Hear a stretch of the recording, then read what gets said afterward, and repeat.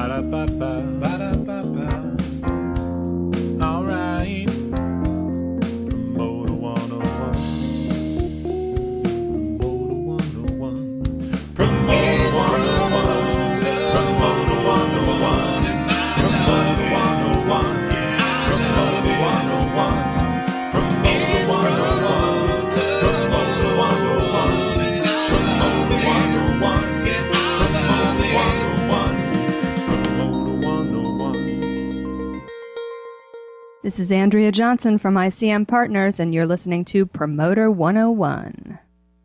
Dan, we're recording this podcast on Labor Day Monday, and I think it's important to take a moment to talk about the devastation that Hurricane Harvey has left in Houston, Southeast Texas, and parts of Louisiana. It's the most extreme rain event in U.S. history, with more than 27 trillion gallons of water, leaving more than 40,000 homes destroyed and more than 1 million cars totaled. More than 40 people are dead, and while the damage totals are not done, many are estimating this will be the most costly natural disaster in U.S. history. We've seen a lot of incredible acts of kindness and generosity from the entertainment community. Houston Texan J.J. Watts has raised more than $12 million to aid in the relief. And superstars like Miley Cyrus and Drake, and Texans like George Strait and Chris Young have all pledged financial support to the refugees of Harvey. We at Promoter 101 are wishing well to all of our friends and family in Houston and Louisiana. We encourage our listeners to find a way to support those people and consider getting involved with your local community's efforts to organize relief or consider a donation to the Red Cross. Now, please enjoy Promoter 101. Just like Craig Newman sings in the opening theme, this is Promoter 101, and we're now up to episode 47. My co-host is the legendary manager, Luke Pierce. Welcome back to the podcast, Luke. It's been a few weeks. Dan, it is great to be back. I've been working nonstop 24/7 to set up the release of Home Free's next album coming out in a few weeks and a few other amazing tours, including 98 Degrees and Brian Culbertson, but I'm very glad to be back here with you. Well, congrats on the success of that joint hovering at the top of the charts. Stoked for you there, my friend. I appreciate it. It's an exciting moment. But let's talk about this week. We've got the legendary concert promoter from Metropolitan Presents, John Scher, stopping by to talk about some amazing pieces of history, including some time with the Grateful Dead. We're also going to be joined by an agent of the move, working with St. Paul and the Broken Bones, Shovels and Rope, all the way up to Tommy Emmanuel. We're going to be joined by High Road Touring's Brian Jonas. Also, we want to acknowledge that because of the holiday weekend and some technical difficulties, we're uploading just a little bit late. But we'll be back on track next week as Monday morning uploads as usual. But thanks for being patient with us and enjoying the holiday. Hey, it's Brian Penix with NS2 and ABI Management. I'm going to be on Promoter 101. We love to get feedback from all of our listeners. Never more excited to hear from you than in person at a Promoter 101 live podcast recording. Catch us on tour at one of these fine cities. Finally, this Thursday, catch us live at the WA Conference, September 7th. We're going to have the Triple Doors Scott Ciampino, ICM Partners Andrea Johnson, and NS2's Brian. It's going to be a little bit more of a panel setup, but it's early in the morning at 8 a.m., and it's going to be badass. We'll see you this Thursday, Seattle, Washington. And next month, Beantown. Excited we're going to be joined by Paradigm's Todd Walker for a live recording of Promoter 101 at the Berklee College of Music's Popular Institute. See you October 12th. Nashville, get ready. We're going to be at IEBA Conference October 16th. That one's going to be a badass. That's 2 shows in a week, Dan. You think we can route a third one in the middle there? Actually, I think we were pitched a third one, and we decided we wanted to hang out at IEBA and not run away so quickly, but we actually were invited to speak somewhere else that week. That's pretty good. 3 shows a week. We're not bad. Keep up with us on Twitter. Dan is at The Jew. The show's at Promoters101. That's Promoters, plural. And I'm at W. Luke Pierce. If you have thoughts or maybe we want to hear from that, and we probably don't. Anyway, send us an email with your ideas, people you want us to interview. Maybe you want us to interview you. Whatever it is, tell us what's on your mind, hot topics, whatever. Steiny at promoter101.net is the email. That's Steiny at promoter101.net. Be sure to subscribe to Promoter 101 wherever you podcast, and please help us spread the word by telling your friends about our stuff. If you've missed any of the past podcasts, you can always catch up at promoter101.net. This week, we're featuring a reissue of episode 7, featuring artist manager Bill Siddons, best known for his work with The Doors, Crosby, Stills, Nash, and Van Morrison. Following that, a chat with tour manager for the Black Keys, Major Lazer, Emperor of the Sun, the talented and lovely and beautiful Jim Runge. If you haven't heard it, it's new to you, baby. Hey, what's going on? This is Bubbles. This is Julian. This is Ricky. You're listening to Promoter 101. It's time for the news of the week. This week, we're going to start out with a news piece. It's the end of an era for Songkick. It's the fan club ticketing service that was formed by the merger of concert discovery apps Songkick and CrowdSurge. The London-based company shut down their offices, laid off most of their staff, leaving a shoestring staff to service some existing business, but also to oversee the ongoing lawsuit with Ticketmaster.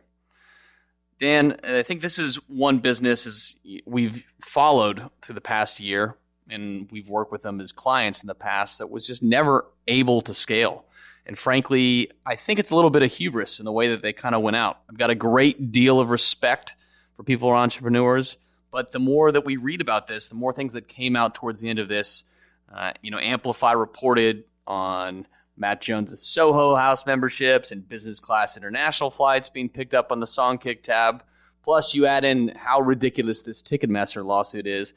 The more and more of this just felt like this is all being run by hubris. I mean, are you surprised at all to see the end of a company that's raised almost $100 million and's got the backing of people like Access Industries behind it? Look, I've never been a fan of this company. From time to time, we've had friends there. We've certainly done business with them. But their short-sightedness over small things goes right back to your original comment. They never knew how to scale. Invoices for $25. Little things like that where it's just like, guys, it's $25. It isn't worth any of our time. Like, let's jump through this. An email should be good enough on small stuff like that. But they could never get the pieces together. Like the time of doing business and the cost of doing business never really made sense to them. And they also weren't very nice to the box office people in a lot of cases. And I can't stress this enough. Never be rude to the waiter. And that's what you're doing when you're being a dick to the people that run the box offices. Whether you like it or not and whether they have to deal with you or not, these are the people that are the heart of our business. They are the front line of dealing with the public. And if you're not nice to them, it sets a terrible tone. I mean, can we get past being 8 years old and just being friends with the people that are helping make our shows come off? Can we start there? And this is partially why their company never worked. They were rude to people, they didn't know how to do business, and they couldn't scale. Good riddance to bad trash, I say. I got nothing more to say about the particular subject. I think you hit a lot of things in the head there. An innovative company in Songkick, a great leader, and I thought Ian Hogarth, but Matt Jones left a lot to be desired from the leadership standpoint of that team. I visited their offices. Like you said, we had friends there. We kind of got the inside track on how all that shit ended up going down. To me, it's just, this to me is more largely symbolic of what might be the end of these fan club ticketing efforts in play. Ticketmaster's had a stranglehold on those 8 to 10% of tickets that you could pull away from house allocations forever, and they've always moved the goal line, and that was always kind of the impetus of Songkick, was to challenge those goalposts that they had constantly moved around in terms of the definition of a quote-unquote fan club. For me, everything about this just signals the trouble of having to go through the process of working against the largest ticketing company in the world in Ticketmaster rather than with them on some projects. And I think at the same time, it's made Ticketmaster a better competitor in as far as the services that they're offering, and that the way that they look at working with artist managers and artist fan clubs to offer incentives to fans to purchase, like reduced ticketing fees for some of these up-and-coming club acts. I think there's a lot of great things came from this tenuous relationship with Songkick and Ticketmaster, which, by the way, is yet to be done. They still have to decide a lawsuit, which still, even despite the fact that it is a massive long shot, represents a huge payday potentially to some of the investors of Songkick. I think this was a good, healthy thing for the entire business to go through, and I just wish we would have seen a brighter outcome for a company and a lot of people, talented people that work there under Matt. I just want to focus on for a moment that you started that ramble with, I have nothing more to say, and then you spoke for 2.5 minutes straight. I usually start things with, I've got nothing more to say, and then, yes, I'll add 17 more sentences behind it. So that's just, it's like a contract is the beginning of the negotiation, Dan.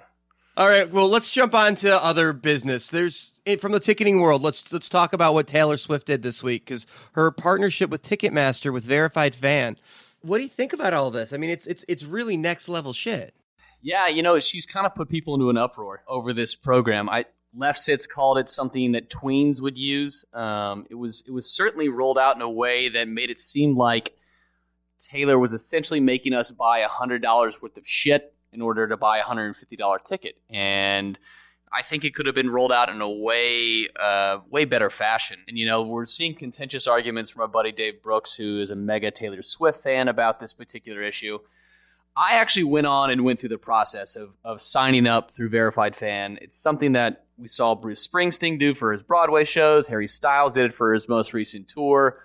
It's a program that I think we're going to see more and more frequently used. It's where fans have to go online, pre-register for access codes in order to buy pre-sale tickets, and the intent really is to keep tickets out of the hands of scalpers and third-party sellers that often jack up the price 3 or 4 times in the secondary market for ticketing.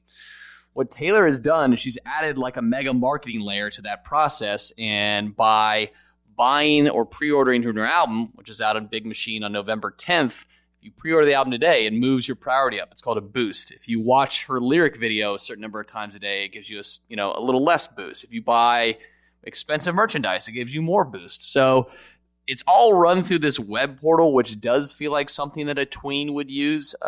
It's certainly going to confuse the moms and dads of kids out there that are just trying to get Taylor Swift tickets that are probably going to end up buying with their Amex on the secondary anyways.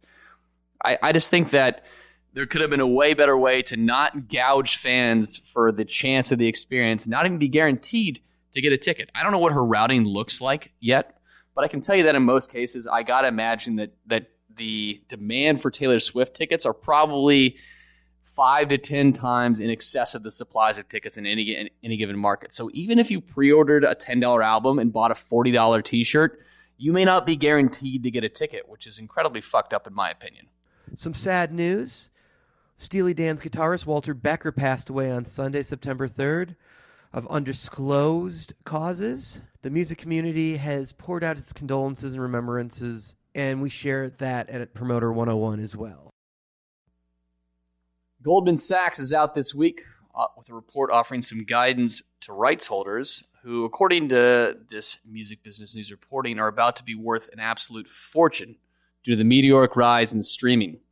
This is really basically a report that is revising previous estimates of the music business that Goldman Sachs released 2 years ago, and it predicts that global revenues from paid streaming music will hit $28 billion by 2030, which is a 16% increase on its previous forecast. That's a 500% increase in absolute dollars over today's revenues from streaming. And that same report also forecasts that the total paid streaming subscribers are going to hit 847 million. That's about 850 million people by 2030, a rise of more than 700 million compared to the end of 2016. So streaming is the future. I think this is all something that bodes well for independent artists who are out there retaining their rights.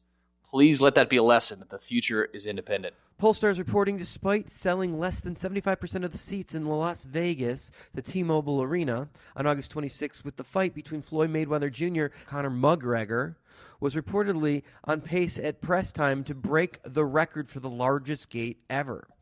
This is mostly because tickets went from 3,500 at the back of the house to 10,000. So it was just massive. And this is talking about a fight that exceeded $500 million on top of that in pay-per-view sales, ranging anywhere from $89.99 to $99.99 per house. So massive paydays for all of these guys. It was an amazing thing. And I think the true winner here is going to be the UFC and Conor. His stock certainly went up because he went so far with the greatest fighter in the world. So I think the UFC is going to give a huge look-in audience next time Colin fights.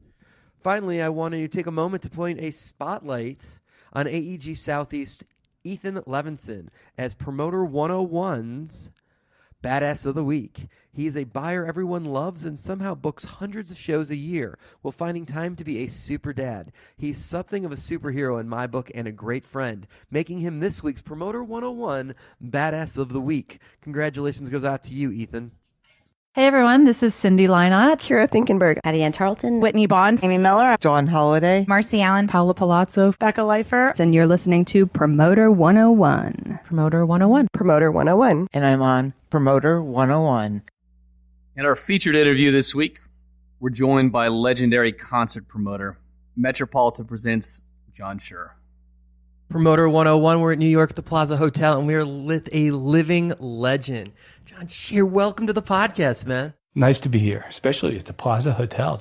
You must making a lot of money on this podcast because, Yeah, the podcast is making a fortune. No advertising, no contributions. We're killing it. But let's not talk about us. Let's not waste any of this time. Let's talk about you. The history is thick. I mean, you go back to the dead days. It's like you are the promoter for half the country. More than half.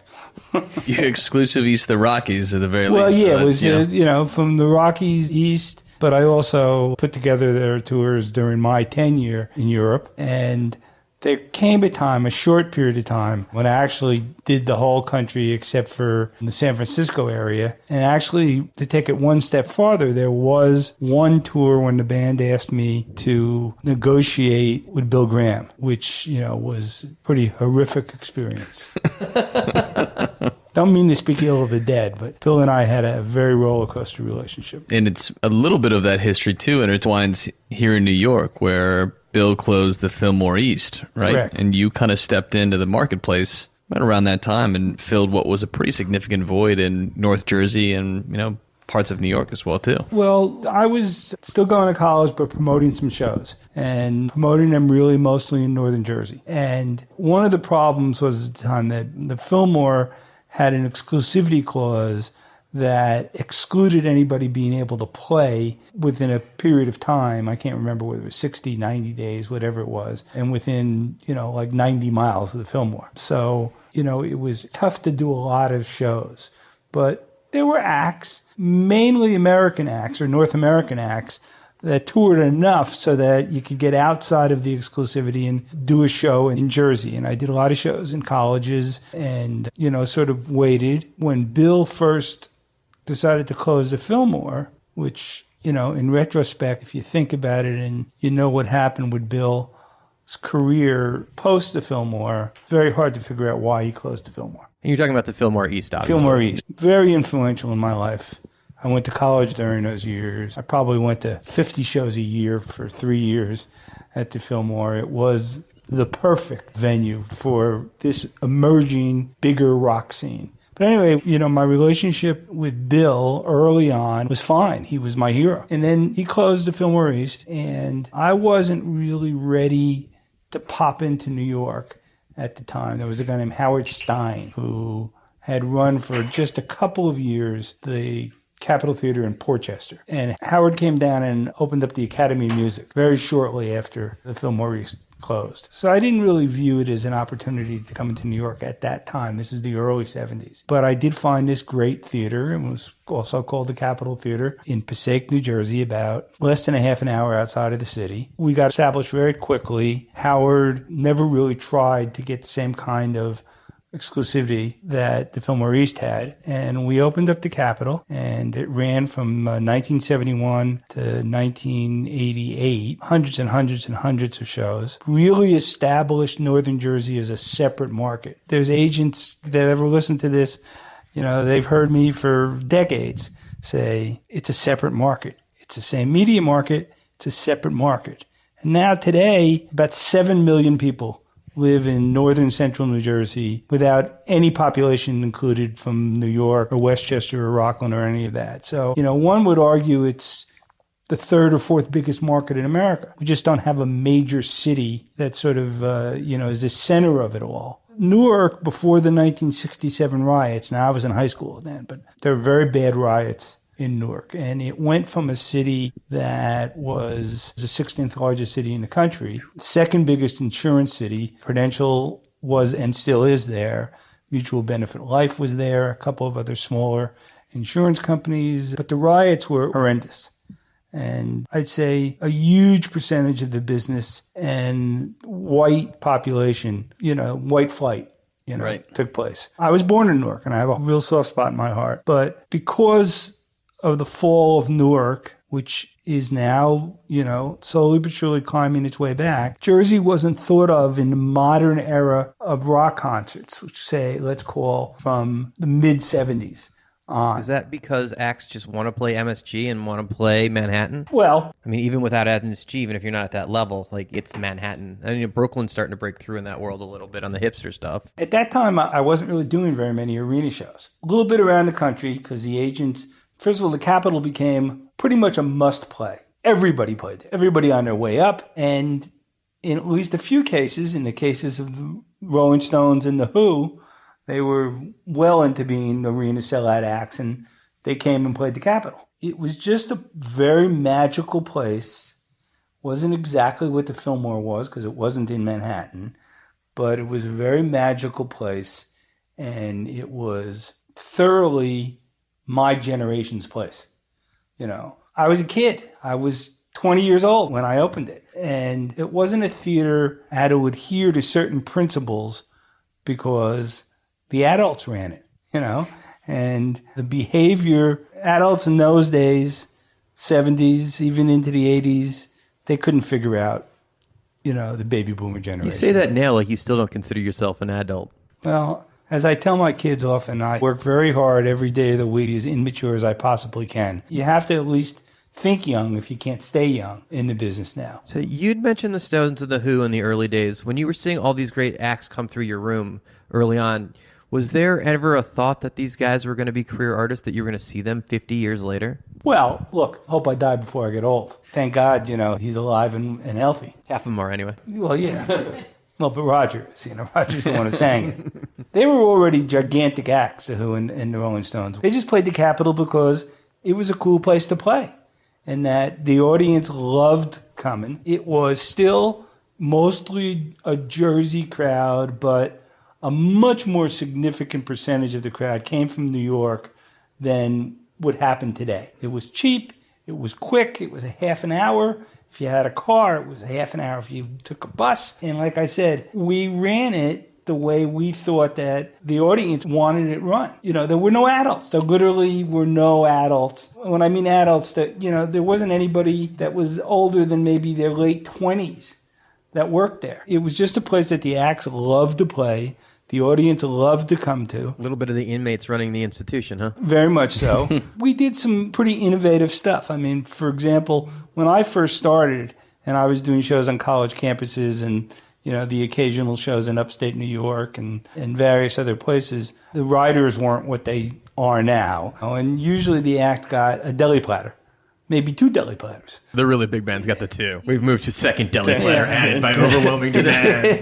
Tedeschi Trucks Band. We get 2. We hired some young people who'd just gone to the culinary institutes and stuff that were big rock fans, and we built a real professional kitchen backstage. And so every act that came in got pretty much a gourmet meal. They must have loved that. And not only the bands loved it, the crews were out of their minds because they were getting leftovers of the deli platters. And now they're getting real food. They were getting great. We had a couple of great... And these kids from the institutes must have wanted to show off their skills to these rock stars. Exactly. I mean... What a way to cut your teeth. Genius idea. Yeah, and nobody did that. Now it's a pretty regular occurrence that there are a lot of bigger bands that bring their own chefs on the road. We sort of started that too, because from this crew that we had when we started representing the Dead all over, we sent a food crew out with the band on tour. So the Grateful Dead were the best fed band on the road from, let's say, 1973, 74, 75. And eventually, we were sort of this support staff for the Dead. Even when they played for Bill, our food guys went, our head security guys went. I'm sure he loved that. Yeah. And so they were incredibly well fed. So the reason Jerry got fat is on you. Well, only when they were touring. When weren't they touring? Pretty often, yeah. And then, back at the Capitol, we fed the road crews. That was unheard of. It was absolutely unheard of. And when we graduated into playing shows in arenas and stuff, we fed the stagehands. Union stagehands never used to get paid. They used to, when they had meal breaks, they used to put the equipment down and go out and get something to eat. Yeah. We, were the first people to say, no, you're part of the team here, So early on, we did some innovative stuff. I think we were perhaps the first company, but close to the first, to start doing projection. We started liquid light video. Well, we started out in the first few years, 4 or 5 years, with a group called the Pig Light Show, which was really an offshoot of the Fillmore East Light Show. About half of that crew decided they wanted to continue. Joshua did not, although we became pretty good friends. So is that a lot of the liquid light effects and stuff? Well, he invented it. So they stepped it from there. Okay. So we did that for a few years. But then about, 75, 76, something like that, psychedelia went away. It didn't purely go away, but it wasn't the way of life that it had been in the latter 60s and the early 70s.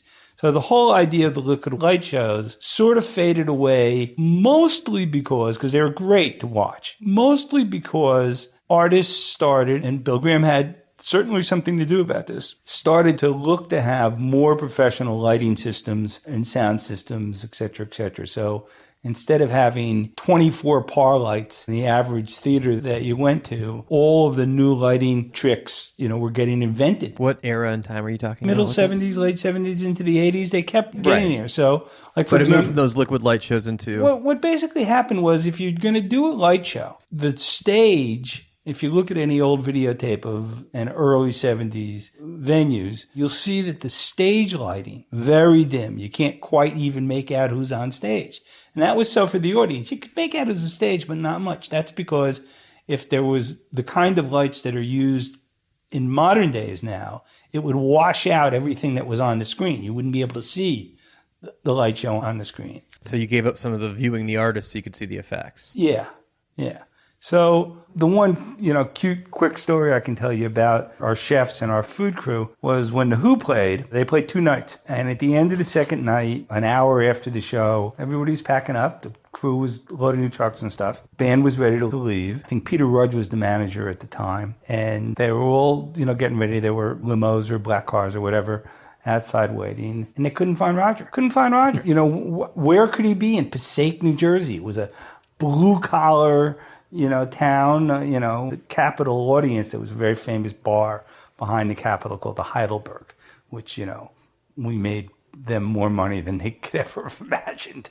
So, we sent security guys to see if Roger had wandered over to the bar. Nope, couldn't find him. And finally, we found him. And where he was the kitchen that we had built was up a flight of stairs. I won't even say a flight of stairs. It was up a ladder, all right? And the food came down on a dumbwaiter. And finally, we discovered Roger was up in the kitchen, sitting on the floor with his legs crossed, talking to the chefs. So it's hard for, I think, the industry to imagine, but it was so much more personal. It was so much easier. If you did your work well, and if you presented a good show and you had it under control, you would develop a relationship with acts. And eventually what happened, Capitol closed, and I'm very sorry I closed it. That was your decision? Yeah, I closed the Capitol because by the late 80s, there were new arenas that had been built all over the country. And if you look back in the 50s and 60s, there weren't that many arenas. The National Hockey League had much less teams. The NBA had much less teams. But they had just merged with the ABA and really starting to take a run at it. Well, yeah, and new arenas were going up all over the country, including at the Meadowlands. So I finally had an arena that I could call home, which was a great boost to our company. But acts that would be headlining the Capitol very often, there was this obsession to play the arenas. So they would play second build on the arena because they got a chance to play in front of 15,000 people. Right.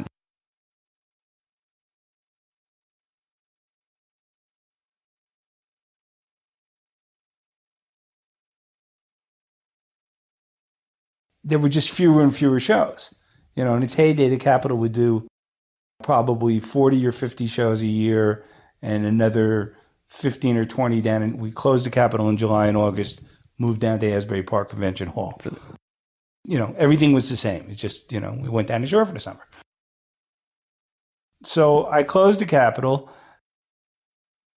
You guys were basically a national promoter before the internet. So it's easy to go into other markets now and find the resources of what's the weekly, what's the daily, what's the right radio station. But you guys were doing this from a home market and doing it around the country before those resources were easy to obtain. From the very beginning, we did a lot of our own sort of rudimentary research. Actually, my wife invented it for me. She was a NYU student, and she hated the statistics course that they made her take.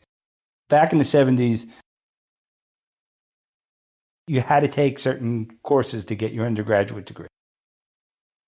And she said, there's no practical reason for this. I'm never going to do anything in my life that I'm going to need to do statistics. And I said, I got it. And so for a number of years,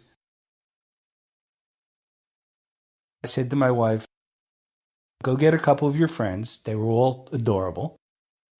And we'll give you clipboards, and we'll give you a series of questions, and hang out in the lobby before and after the show and say, tap somebody on the shoulder and say, can I ask you a few questions? What radio station are you listening to? How far? You surveyed the crowd.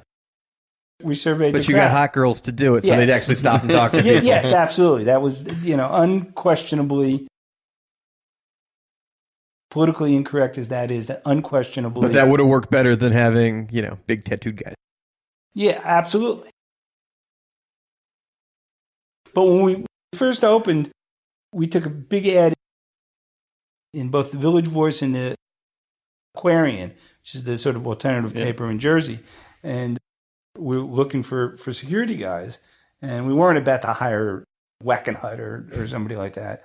And the ad we ran, wanted, big but gentle. We created a security staff. Yeah. We're looking for teddy bears Yeah. that don't look like your teddy bears. But the tattoos were fine for those guys, just as long as they were gentle.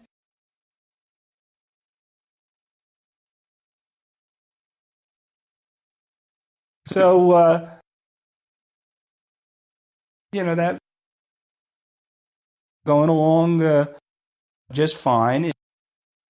Because we didn't have an arena, and because I wasn't yet going into Manhattan to promote shows, we had a great AAA baseball park in Jersey City called Roosevelt Stadium.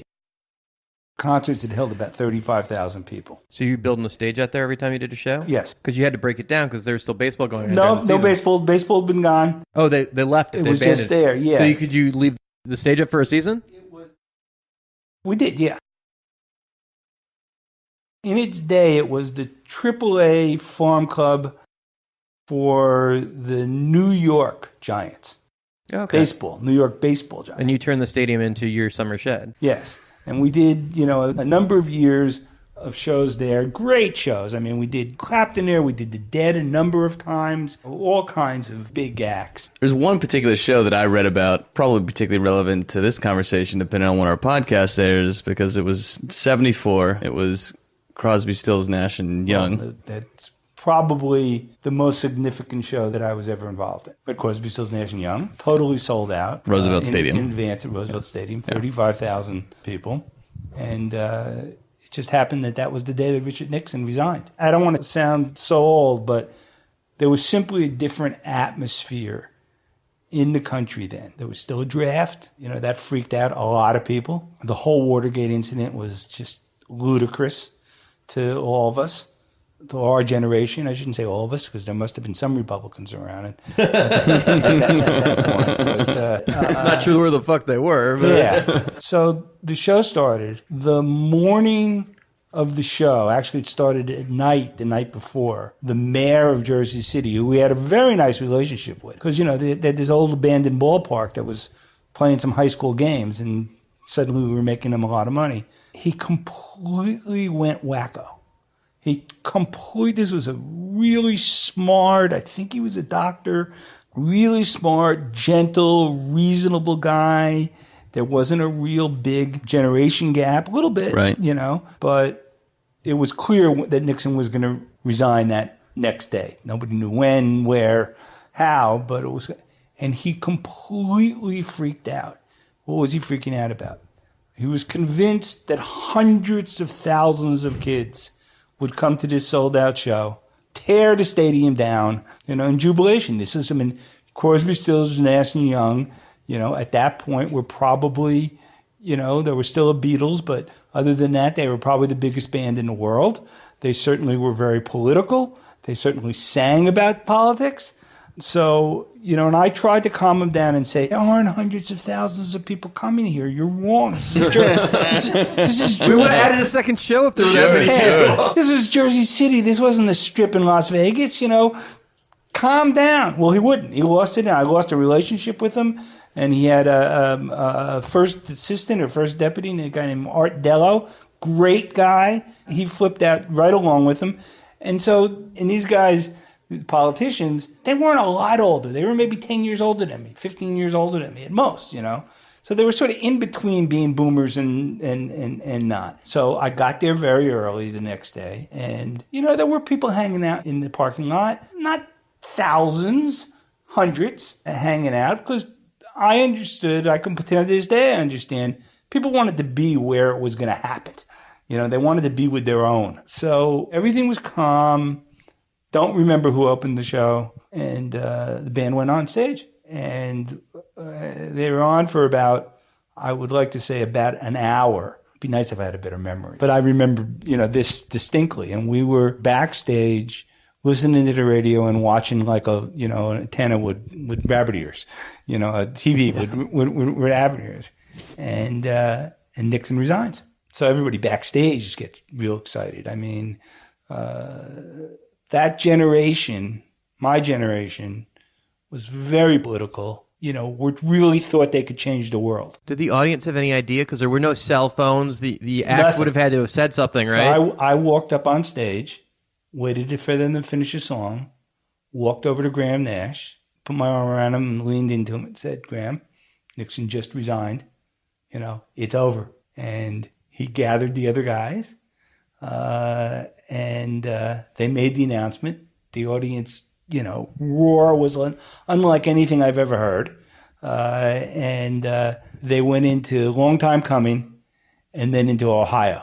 Now, at that point, there were probably about, I'd say, 3,000 or 4,000 people in the parking lot.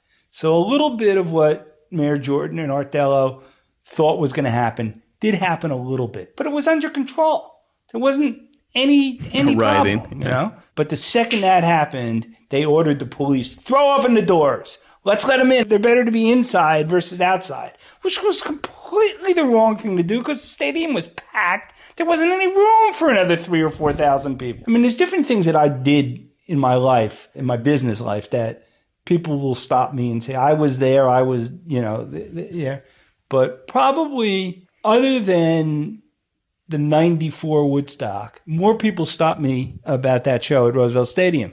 Now, the funny thing about it is, if everybody who says they were there were 1 million people there. That happens, But that's just cool that everybody wanted to be there. So absolutely. The country was unquestionably politically split in two, no question.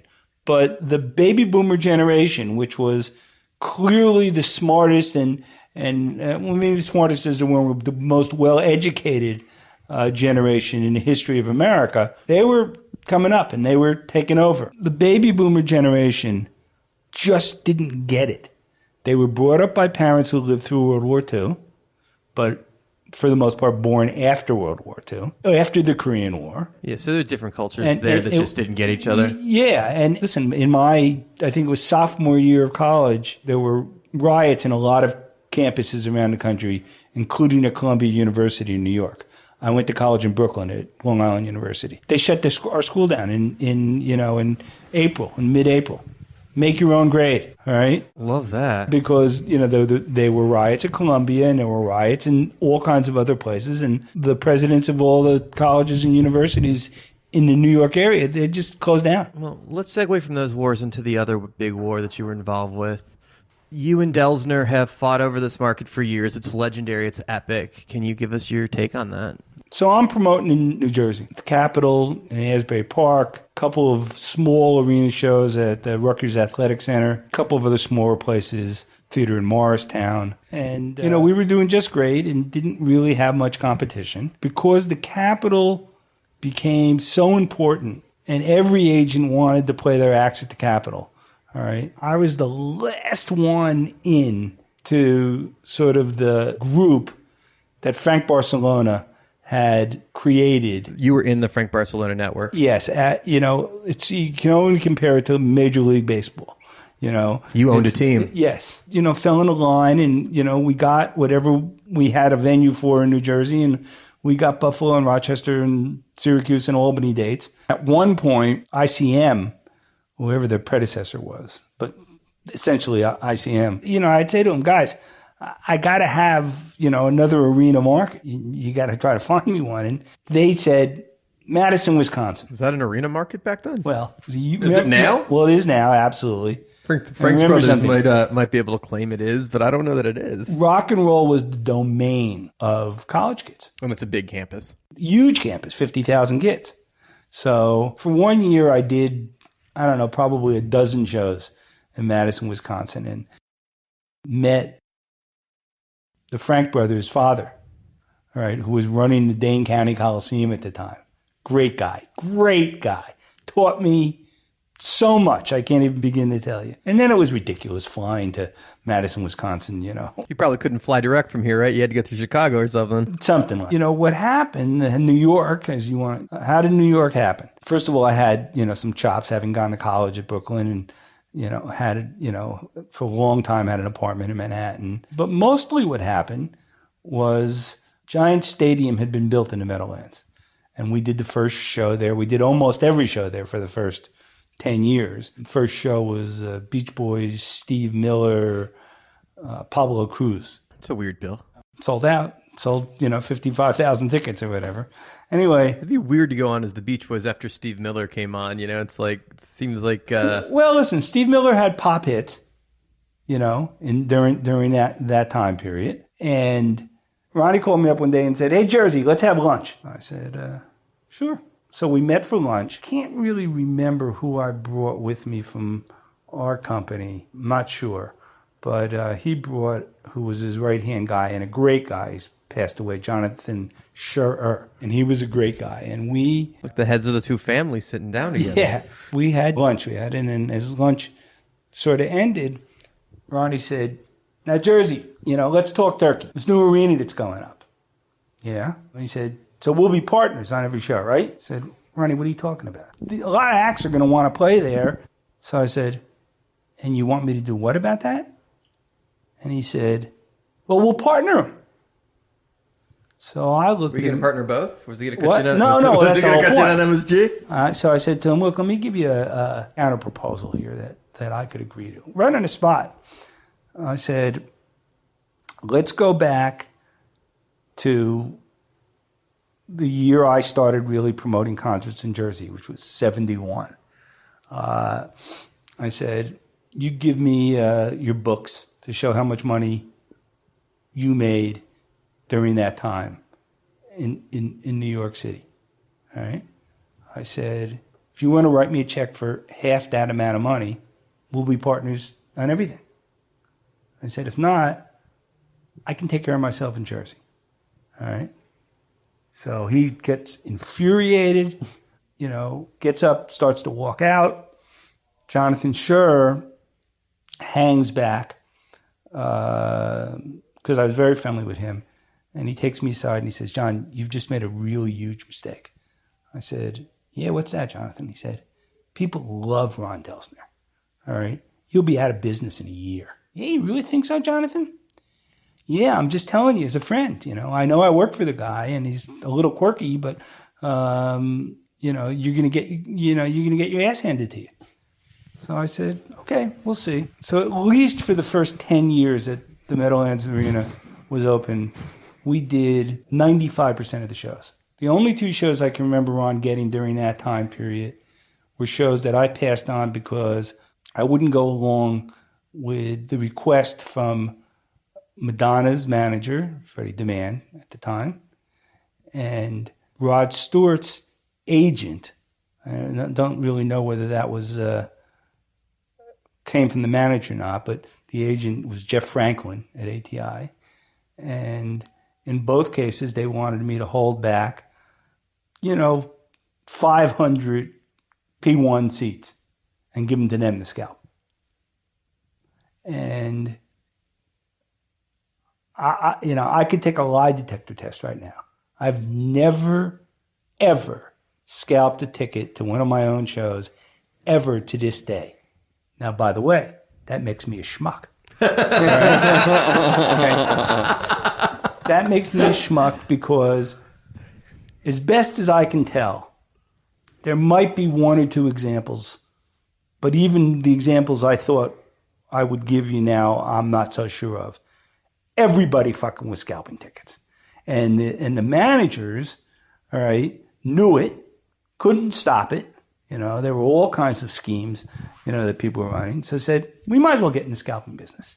When you say that you've never scalped a ticket, now that bands have things like Ticketmaster Platinum that you can turn on in shows, are you using those systems? Yes. Okay, and that's not clearly that's not scalping because the band is involved and everyone's above board. And yes. It's on the same team. But when I decided to make the move into New York, following Ronnie's threat to me that he was going to put me out of business because I wasn't going to partner with him at the Meadowlands. Not only did, for at least 10 years, we do the overwhelming majority of the shows there, but then I moved into New York. And I bought half the Ritz, which was the nightclub in New York for many years. I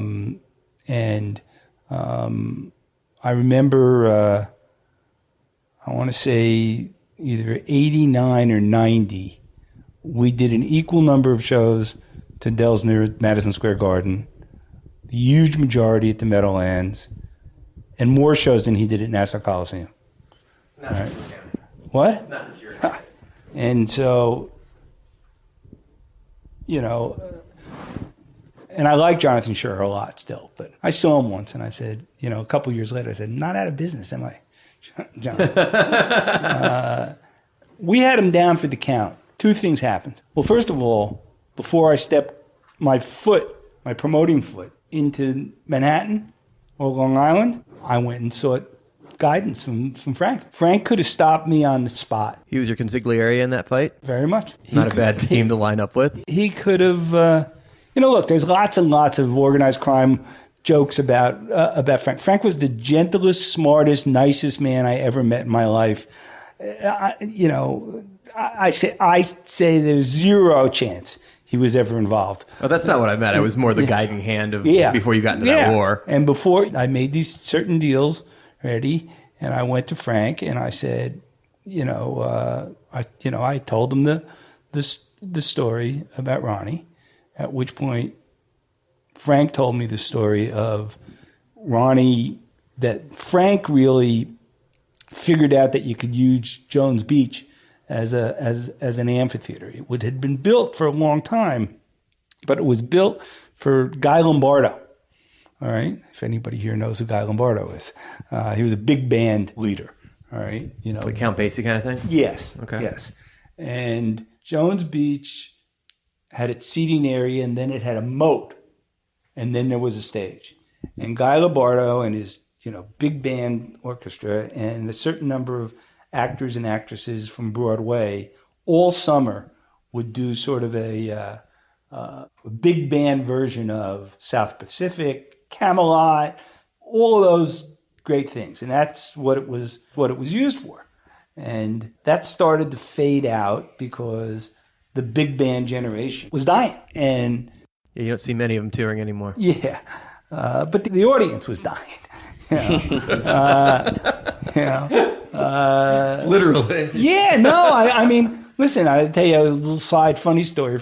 The agent friend of mine, Keith Naisbitt, represents Charles Aznavour. And he really, really leaned on me to do Charles in New York for an absurd amount of money. All right, absolutely absurd.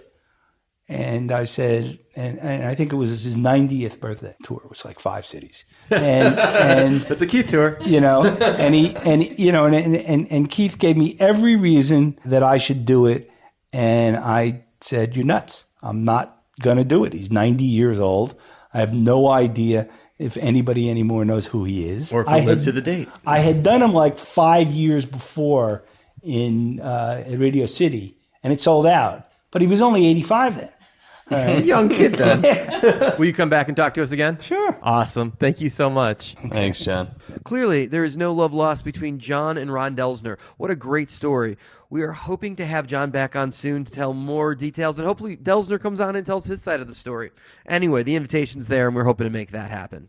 I'm Dave Geller, right here on Promoter 101 podcast with Dan Steiny Steinberg. Who am I? I guess I'm the manager of Thievery Corporation Emeritus. As it's the name of the show, let's go ahead and address the Promoter 101 tweets of the week. When you're sending work texts back and forth with an agent and he responds with a dick pic, then quickly catches it and said he sent it to the wrong person. Hashtag, well, that was unexpected. Just when you think nothing will shock you anymore. When you submit a sellout offer in short notice for a tertiary market to play on a Monday and beg for a speedy confirmation. Sometimes you do everything in your power and it's just not enough to move the needle. When the agency asks for finals for a date that hasn't played yet. I hate leaving emails sitting in my inbox. This just bugs me, but maybe that's more a me thing. I don't know. That does it for Promoter 101 Tweets of the Week. You can follow Dan on Twitter as @TheJew.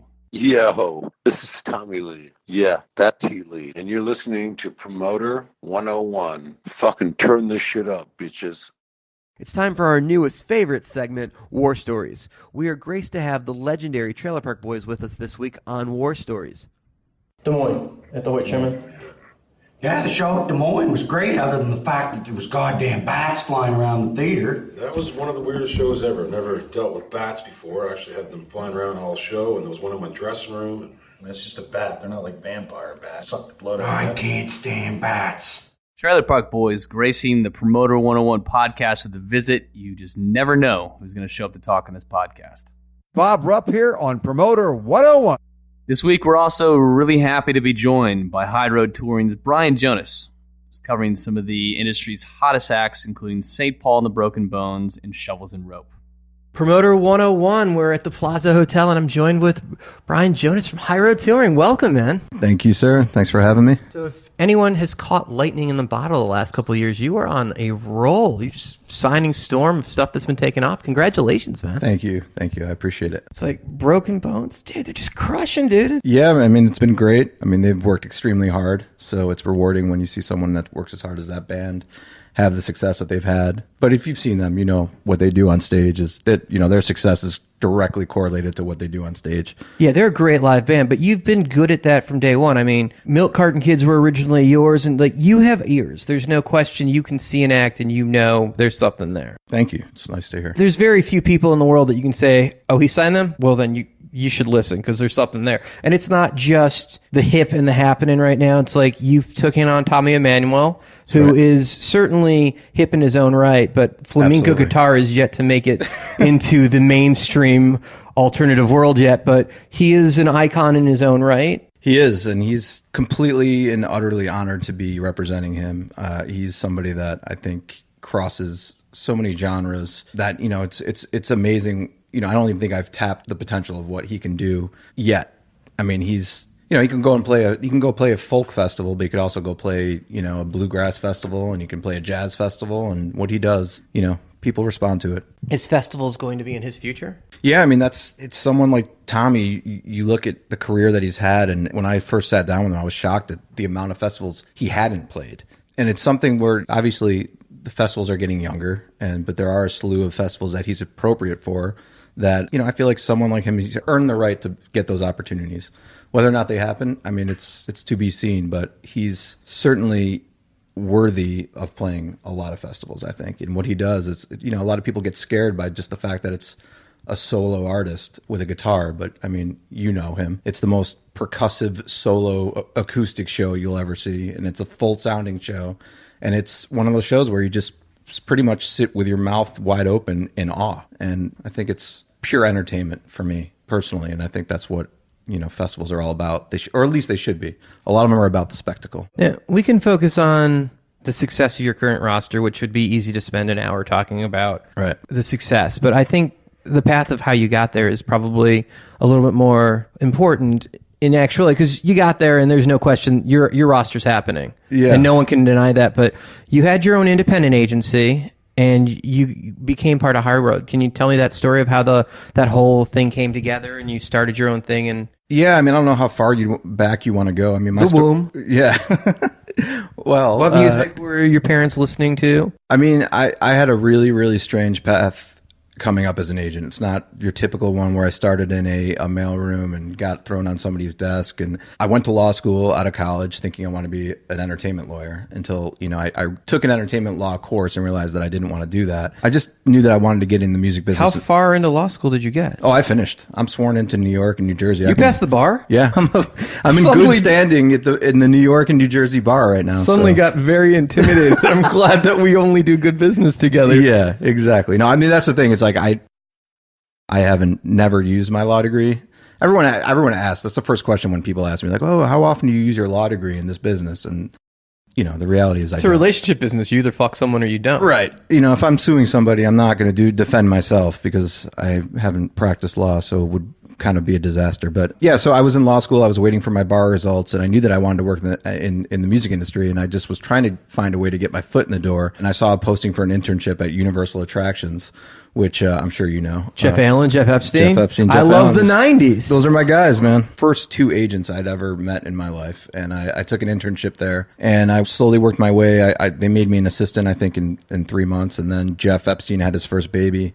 And he took a little bit of time off of work. And he threw me on his desk to cover it, and I kind of ran with it there. So I was at Universal Attractions for 2 or 3 years. Wow, you may be the first person since James Brown was alive to become a relevant agent from that agency. And I love those guys. They're good at what they do, and clearly they're having success with I Love the 90s, but they haven't had it hit act in years. No, and that kind of leads me to where I was going afterwards, was like, they had taught me how to sell. I mean, those guys, you can say whatever you want to about them, but they are as good at selling acts as anybody, and they're selling acts that 7 to 10 other agents are selling, so it's even that much harder. I think they're great agents, and I like both of them as people. Yeah. I mean, I used to buy Cannibal Corpse and other metal bands from Jeff Allen. Like, he had that stuff. Overkill. Yeah, he had that stuff when I was a kid, because they were in the active rock metal business. Right. And James Brown. It was a great experience, and Jeff Epstein is a dear friend, and I consider him a mentor to me. But that was the thing. I learned how to sell, but I realized very early on that, to be a good agent, I think you really have to like what you sell.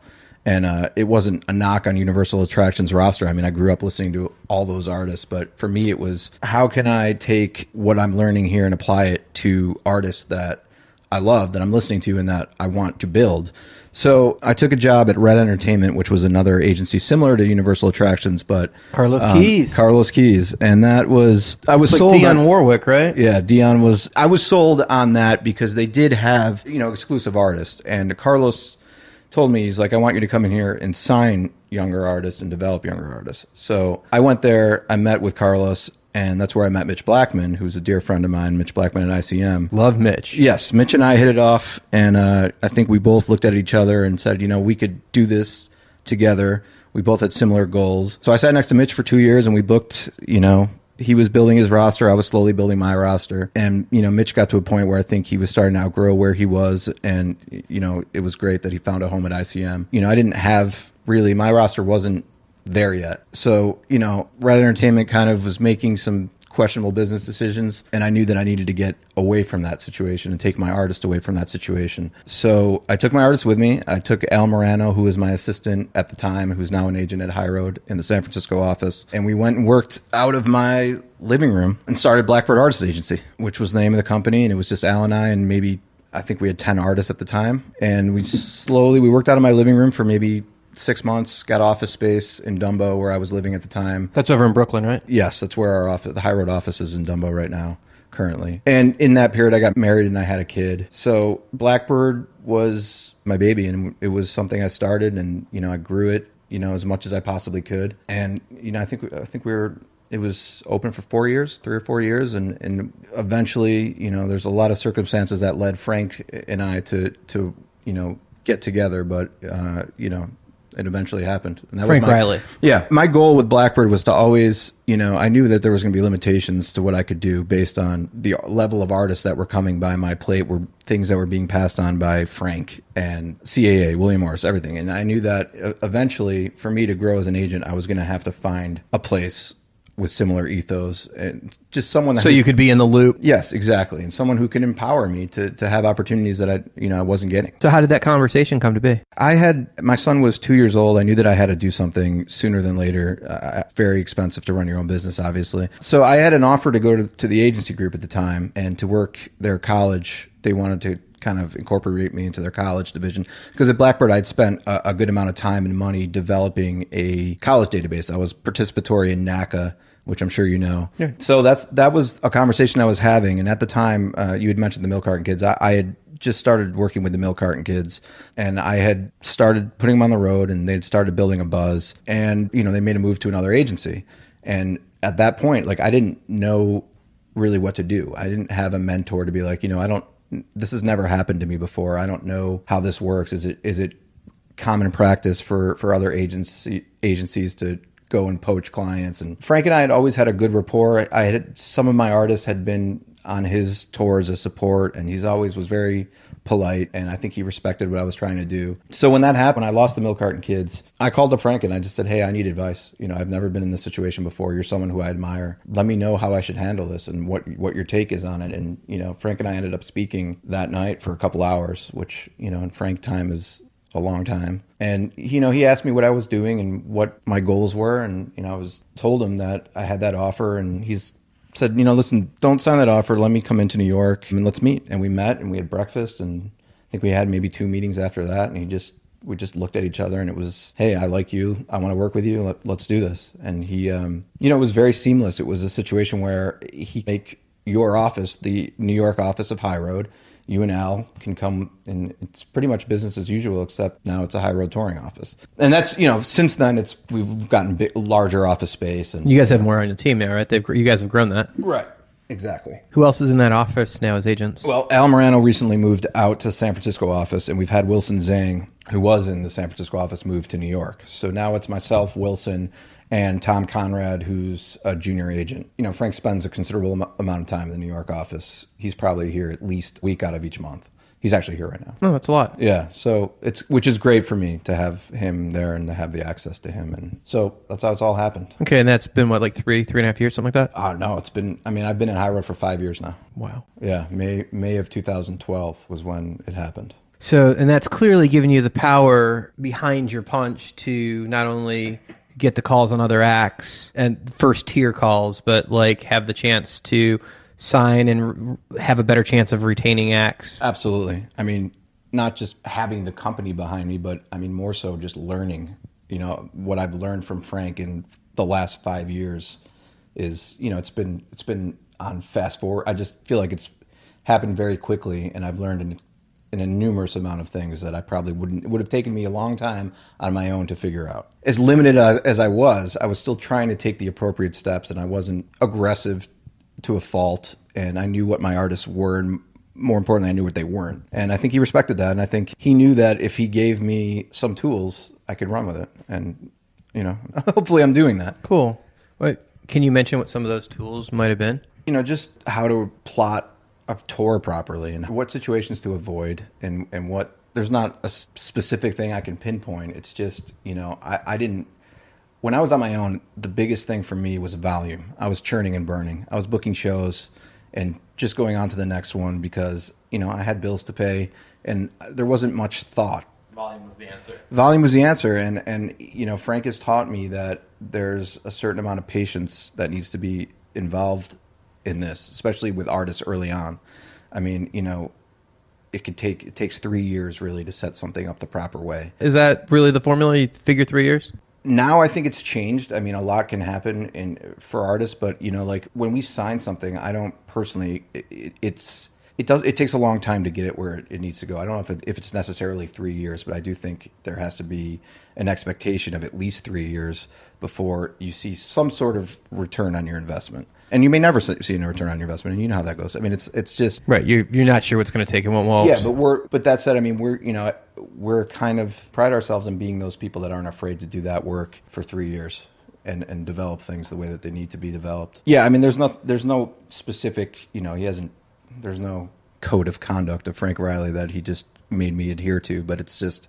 Oh no, and I didn't mean that, Yeah, but right, I was right. wondering if there were specific things, like you said, obviously, clearly how to route it to, or that set up those are valuable lessons. Right. Just partnering with people that you think you could partner long term, and like hitting this market because there's X radio station there instead of hitting this market. Little things like that when you're going through as quickly as you can. First of all, I didn't even know a lot of those things because I didn't have that experience. Second of all, it's very easy to just continue to book the same tour over and over again because of the people that you trust, when in actuality it may not be the best situation for your artist. That makes a lot of sense. Yeah, just investigating 3 or 4 different plays in each market as opposed to just going to the one guy that you know every time, and which may not be the best fit for every artist. No, and let's talk about that for a minute. You were one of the more detailed agents that I work with, and I can say that you literally found a glitch in my offer format with the math that in an offer format that had existed for like 7 years that no one else had ever caught. And I remember you sending me a note, and you're just like, math's math, it just doesn't work. It's like, I'm off by this, and it's not much, but why isn't it working? And I was really frustrated because I was like, it's our offer format. It's got to be right. Right. And I remember calling you the next morning because I was just like, I can't fucking believe our offer format's been wrong the whole... Because I spent all night tearing through code trying to figure it out. Yeah. And I was like, he's right. It's wrong. Every deal is... And it was... We're talking about pennies. No, it wasn't off by a lot, but it was off. And I fixed it, but you were the first agent to ever catch it. And it was like... Okay, that's some detail. And we do a lot of shows together. Yeah. So it's one of those things where we'll have back and forth, and usually it's by email. We're not on the phone that much. It's like there's a good back and forth there where it's like we don't need to be on the phone unless there's a real question of like which is the right thing to do here. Right. But email fights are usually two sentences long with this because it's not a huge like I think this or I think this or why are you thinking that. And it's this room versus that room, what's your choice and why? And a sentence on each. It's not a very deep thing, but it's like, okay, I see that, or this is why I'm thinking that. But it's usually, like, both of us can jump to the end of the sentence really quick. And I like that because it's like, I feel like we can have a 30-minute phone call on something, or usually it's like one sentence. Yeah, I mean, that's the way I like to work. I mean, unless there's issues, every promoter I work with, I trust until I have a reason not to. And the shows that every shows I've had with you has been great. And yeah, I don't think we've ever not made money. Knock on wood. It's a level of trust, and I think that's a major part of this business is being able to not have to go through everything. Just having a level of trust that you can just be like, okay, I know that this is what it is, what it's going to be. And I do like that we had one conversation like this market or that market, they both route the same. We both got to be at the same place the next night. Which one do you like better? And I was like, this one. And you're like, I wouldn't have gone that way. Why? I got to know why. Yeah. And I think this might be 2-3 years ago, but it was like good PBS versus bad PBS. Yeah. And you're like, oh, great. But it was like, that was enough. But you asked why. I told you why. And you're like, okay, I was kind of leaning the other way, but perfect. Yeah. I mean, and that's for, that's the kind of information that I think is useful. That's, again, goes to what we may do it that way with that specific artist every other time. But now I know the reason why we may do it a different way, the next artist. Right, and it wasn't necessarily the other market, because I believe the other market was a better market in general, but because Tommy's a PBS artist, that mattered in that particular shuffle. Absolutely, which may not matter to the next artist. Right, totally, and it was definitely particular to that scenario, but it was something that you trusted me that I've done enough of those shows that I knew the difference between both markets. Like, we got to go to the same place, the miles are the same. Right. Like, this works perfectly. Let's definitely give it to the smaller market with the better station. But the detail where you ask the question why, which I don't always get, 9 times out of 10, it's like, which do you want? Okay, fine, great. Right. That's what Dan wanted. But you didn't stop there. It was like, okay, but why did you go that way? Because that's not the way I thought you were going to go, which I liked. But the detail in catching the math error and the little things like asking why are things that you do. And it's like, none of that ever upsets me that you ask the question or ask why isn't it matching up. It's just like, okay, well, let's have the conversation. Maybe you and me will have a conversation. I'll see your viewpoint, and maybe I'll learn that the math is wrong on our end. Or maybe I'll realize the other market is better than I'm not seeing. That specific thing, I mean, we have, it's just when we generate our contracts and like, we're obviously a small company. We're 18 people, maybe 20 people now. And we have our contracts department is 1 or 2 people doing this. So like when, we have to it's on everybody. It's not, we don't just send it to the contracts people and say, hey, you got to deal with this. It's on everybody to an extent to catch discrepancies. And so it makes, we try to look out for everybody, one another. So it's not totally. And for the record, we fixed that immediately as soon as we saw the errors. So nobody's getting bad math from us. And it was a great show. Right. Not that it matters because everything's settled on actuals anyway. Absolutely. But yeah, it was one of those things where it was like, okay, the detail that you're paying attention to the shows is not something I'm used to from agents, and that's a cool thing. Yeah. Something that might get missed is not going to get missed, and it's a cool thing. Yeah, I mean, that's, being a small agency, I think we need to have that. Let's talk about who some of your idols are in the business and some of the guys that mentor you that you look up to. I mean, Frank's obvious, but like maybe outside the Hyde Road circle. Yeah, I mean, I can go back to Mitch Blackman. I mean, I look at Mitch as, someone, I sat next to him while he started to develop what he was going to do. And I think he had a very clear picture of what he wanted to be as an agent. And I think he's executed it phenomenally. I mean, he comes from a jazz background and he's dipped his toes in jazz. He loves hip hop and he represents hip hop.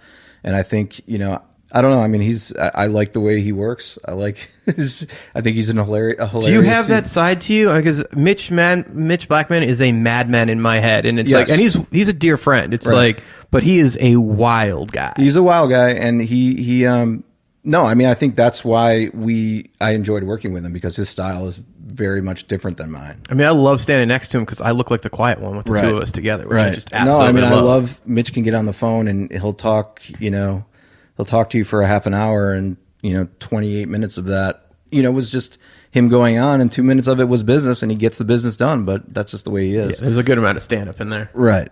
Absolutely. But I think, people like that. I feel bad for his assistants some days, though. Right. Oh yeah, for sure. I mean, that's a different style than me. I mean, I'm very, I'm to the point. People accuse me of being very serious, too serious sometimes. You are in a distinct, cool place right now to give advice to kids that are trying to come up in the business.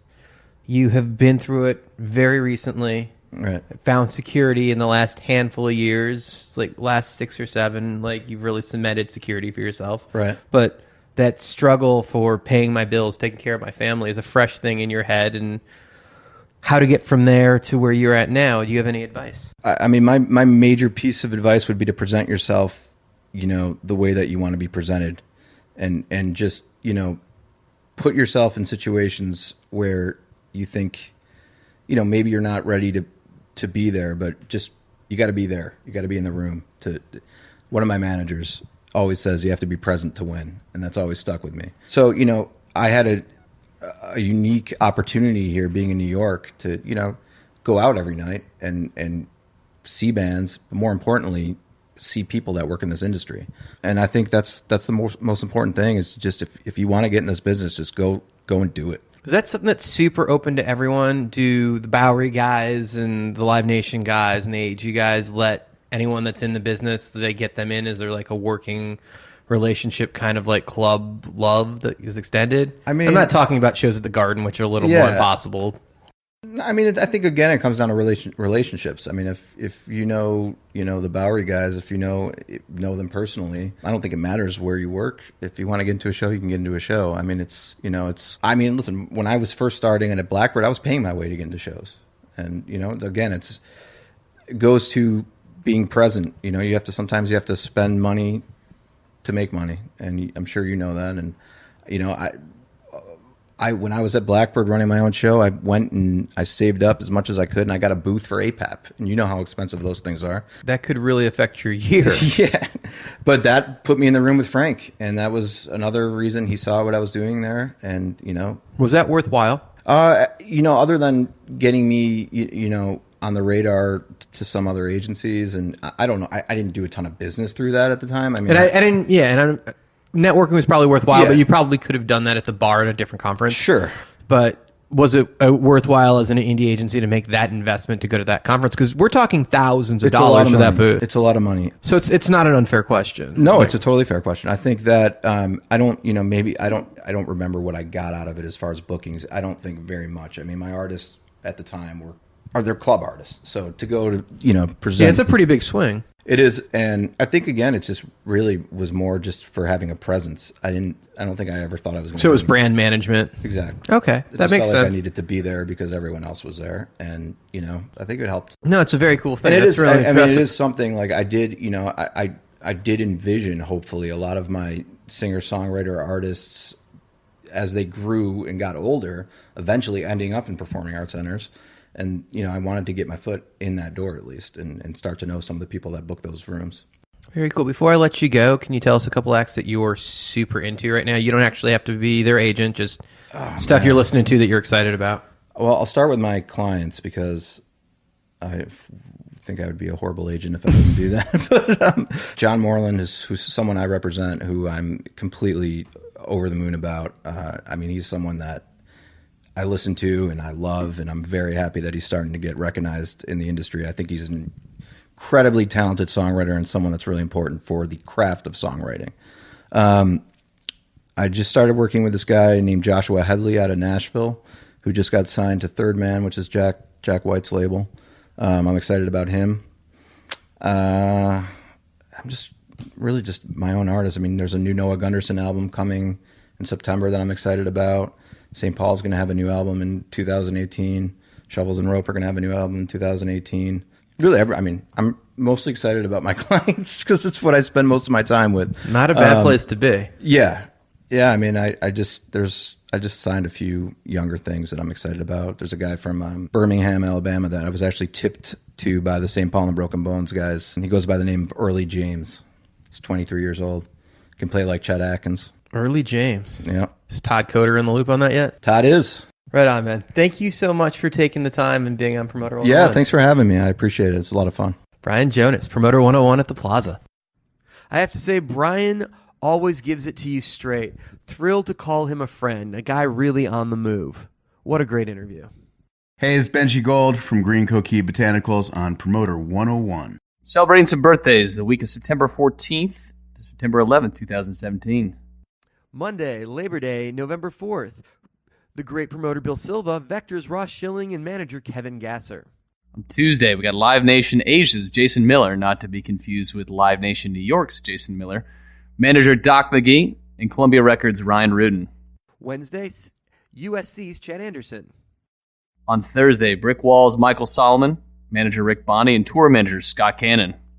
Friday, DSP's Dan Small, C3's Tim Sweetwood, and agent Michael Morris. On Saturday, wishing a happy birthday to promoter Gabriel Silva.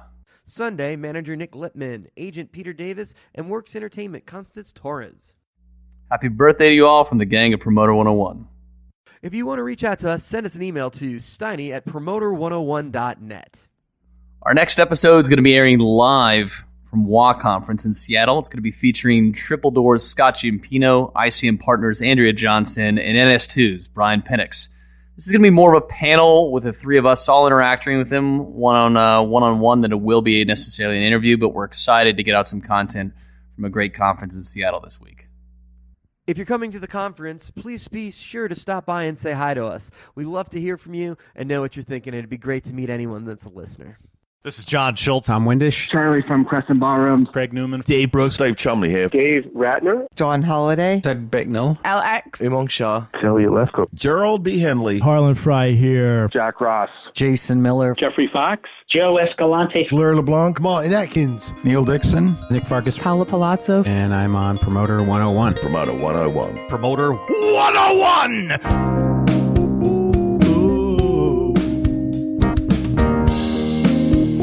Ba-da-ba-ba.